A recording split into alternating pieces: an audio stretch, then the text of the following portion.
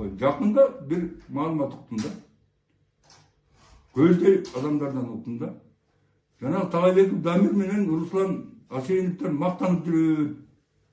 Алар деген жанагы Саймалы тастын макети түзүлгөн ем биле магылып атайын бюст жазатып алдындан. Аны Камчыбек Кыдырсаевичке Бишкекке алып келсе, Кыдырсаевич кабыл албай коюптур аларды.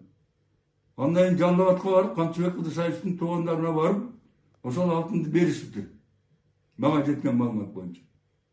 Ал бергенден кийин анан келип алып, Асеев менен Тağaybekке айтыптыр, эми биздин колубузду, биздин богубузга курай сай албайт. Эч ким сай албайт. Мактанганын эл угуп, анан уккан кишинин бири мага айтып атат, түшүнүп атты, байке. Биз кайга баратабыз деп суроо берет. Да болуптур деп мен жаздырып койдум анчы. Айткан кишини жаздырып койдум. Жалал-Абадтан келатып, ошо таксиде келатып, бирге отуруп келатып, ошол кеп кылды.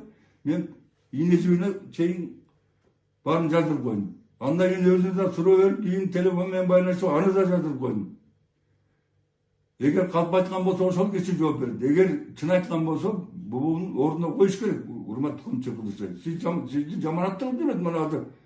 Макмал жоопкерчиликти чектелген коомунун директору менен жана Тağaybek деген эргул. Тağaybek'тин кылбаганы жок мына. Өнүктүрүү фондуна жетекчи боло коюп, элге акча берип, ошол акча бергенде 10-20% кармап отуруп,